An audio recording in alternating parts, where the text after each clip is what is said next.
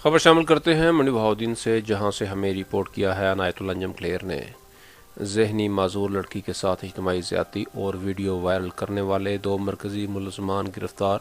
تھانہ پاڑیاں والی میں ڈسٹرکٹ پولیس آفیسر انور سعید طاہر کی پریس کانفرنس۔ معاملہ کا نوٹس وزیر اعلیٰ پنجاب اور آئی جی پنجاب پولیس نے لے لیا۔ تفصیلات کے مطابق ڈسٹرکٹ پولیس آفیسر انور سعید کنگرا نے کہا ہے کہ 10 روز قبل تھانہ پاڑیاں والی میں ذہنی معذور لڑکی کو اغوا کرنے کے بعد اس کی ویڈیو وائرل کرنے والے معاملہ کا وزیر اعلیٰ پنجاب اور آئی جی پولیس پنجاب نے نوٹس لے لیا، جس پر ملزمان کی گرفتاری کے لیے اسپیشل ٹیم تشکیل دی گئی۔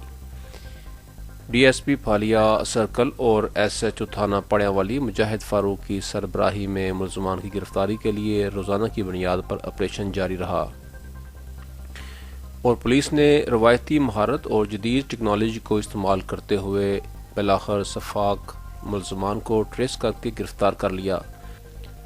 ملزم اشفاق احمد عرف شکو کو بکر سے گرفتار کیا، جبکہ حسنین کو گجرات کے علاقہ کنجا سے گرفتار کر لیا گیا اور تفتیش کے بقیہ مراحل پورے کرنے کے بعد ملزمان کو سخت سزائیں دلوائی جائیں گی۔